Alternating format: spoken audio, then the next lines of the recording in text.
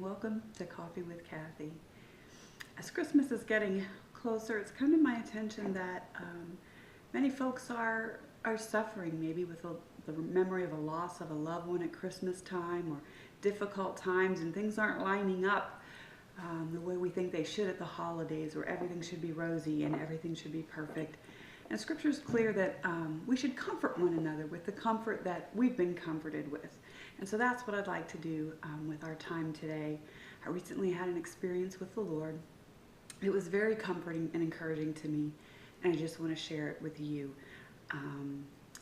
He came to me and asked me if I would dance with him. And he said to me, "Keep dancing with me no matter what, even when you don't feel like it." And he was very intense about it. And he was very like, "Do this, keep dancing with me." Like he was wanting me to promise him I'd keep dancing. And then in my mind's eye, I saw us dancing, and I saw my feet were picking up these threads. They were like dark threads, black threads. His weren't doing that, but mine were, as we danced and we twirled around this dance floor. And he said, "Look down." And I looked down, and I saw that as we were dancing, we were making a pattern on the floor.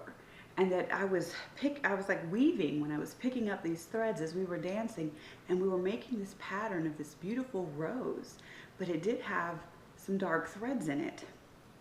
And then he looked me in the eye and he said, "I promise you'll like the picture when we're done." And then the scene changed, and it was as though I was standing before the throne, and he was there, and he had this picture, only it was like in a gilded type frame, smaller than the dance floor. And he was showing it to me, and he was so pleased with this picture, and he gave it to me. And I realized that the dance that we were doing represented the dance of life together, living life with the Lord and allowing him to be who he is, and allowing him to lead me, but continuing to dance with him, whether I was picking up dark threads or not. And that he gave this picture to me. It was like he was happy to give it to me. And then there was the scene where the throngs of people were casting their crowns before the Lord. And what I had was this gold frame picture. And I cast it at the feet of Jesus.